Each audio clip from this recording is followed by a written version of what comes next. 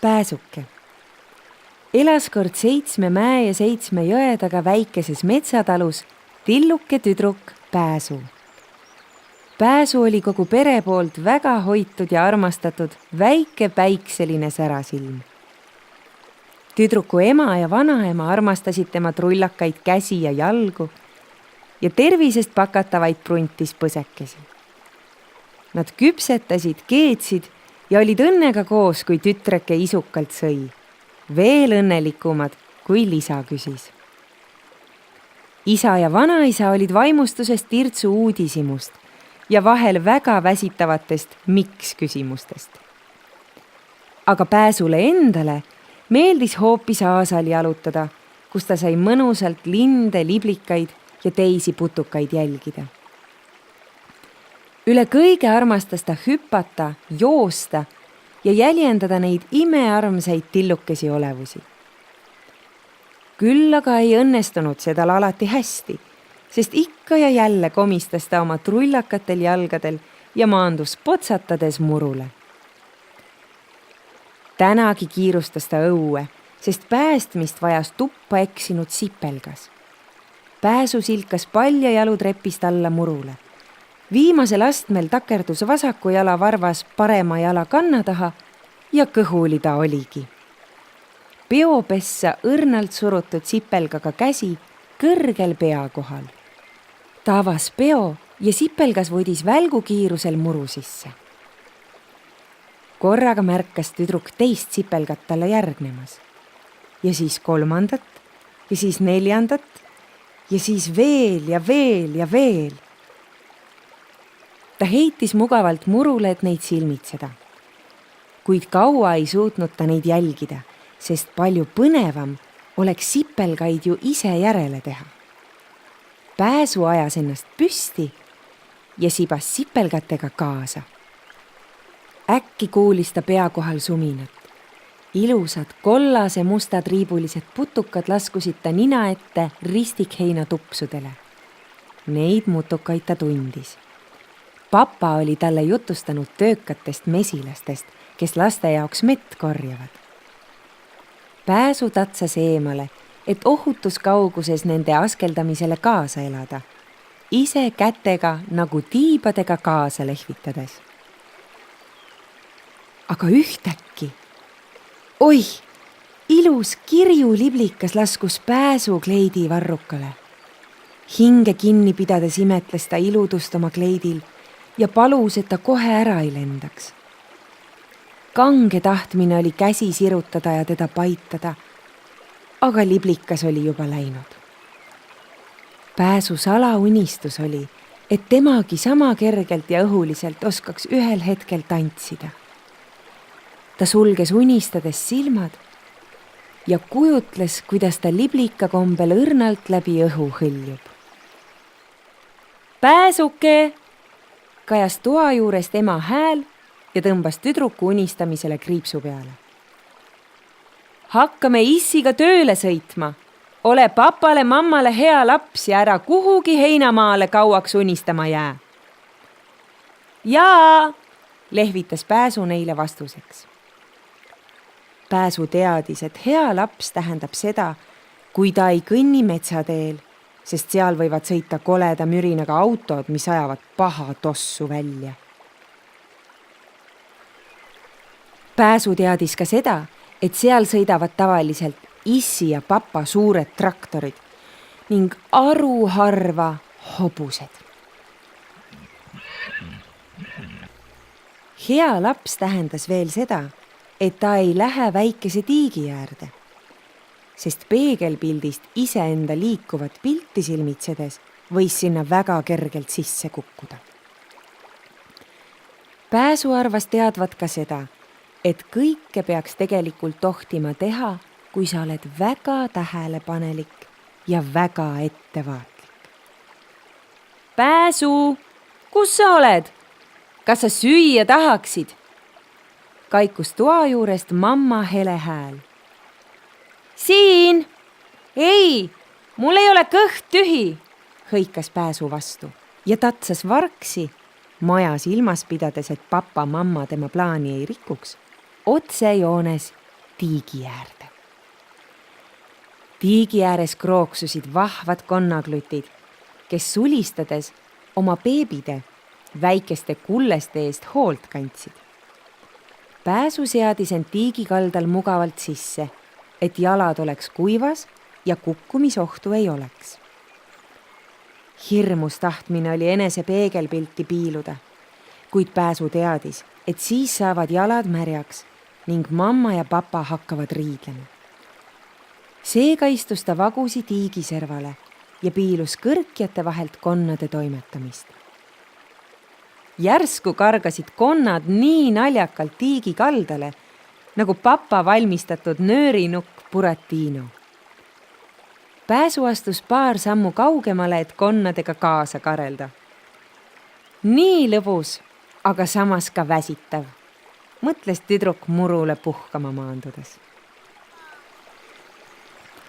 Selili heites, rullides end ühele ja teisele poole, avastas ta vee kohal helesiniseid kiile, kes liuglesid nagu iluuisutajad, ikka vjuh ühele ja vjuh teisele poole tiiki. Ta kujutas ette, kuidas oleks ise olla see iluuisutaja. Korraga kuulis Pääsu õhus sahinat ja tiigi ääres kummalist plaginat. Toonekured. Need samad linnud, kes mamma jutu järgi beebisid tõid. Pääsu hiilis vaikselt tiigi kaldale, et toonekurgesid lähemalt vaadata, mõeldes, et ehk õnnestub seda neilt ise küsida. Kured aga seisid majesteetlikult ühel jalal ja jälgisid pingsalt konnade liikumist.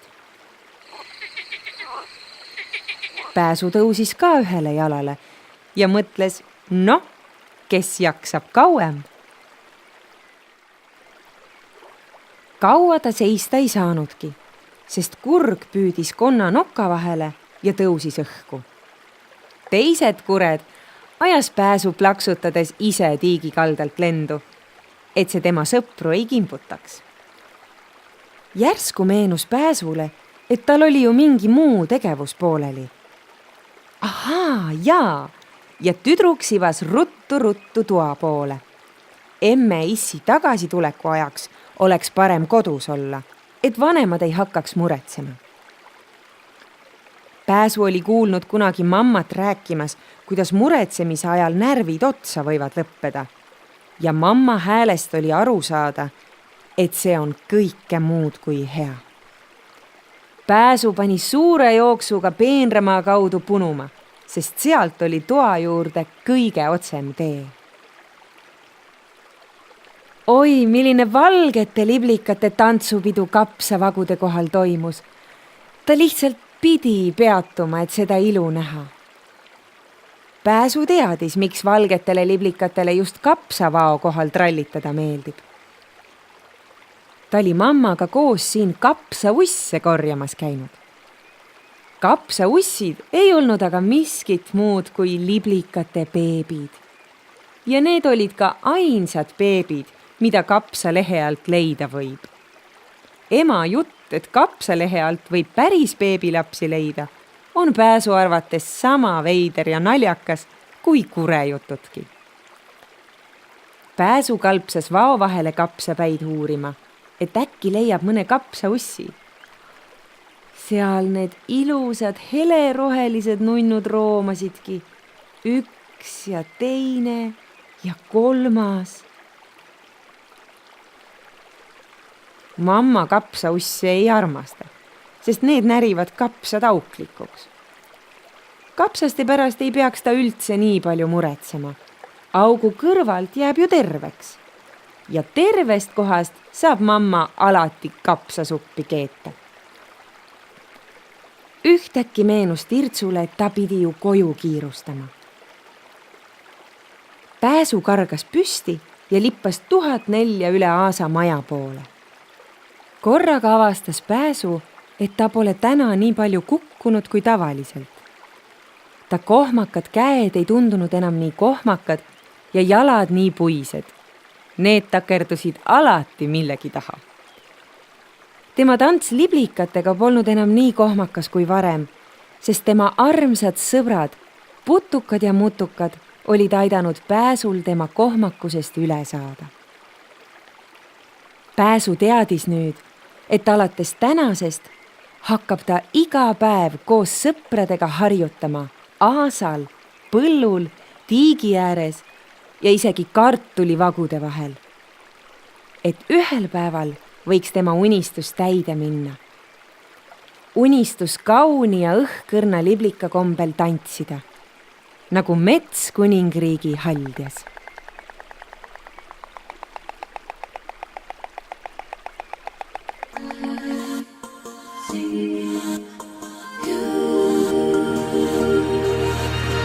Walking through a dream, I see you. My light in darkness, breathing hope of new life.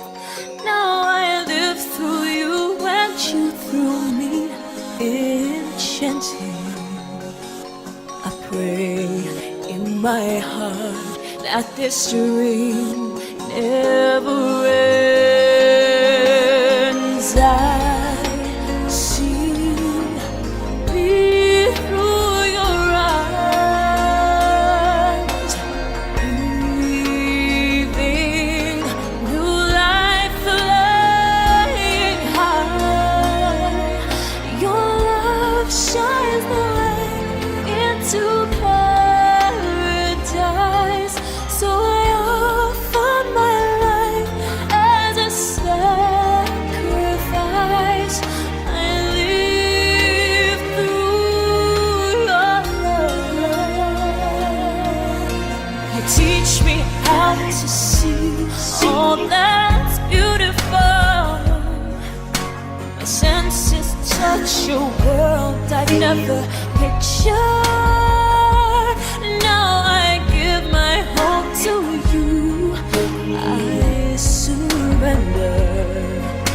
I pray in my heart that this world never ends. I see me through your eyes, breathing new life, flying high. Your love shines the way into paradise. So I offer my life, I offer my love for you. My heart was never open and my spirit never free to the world that you have shown me. You.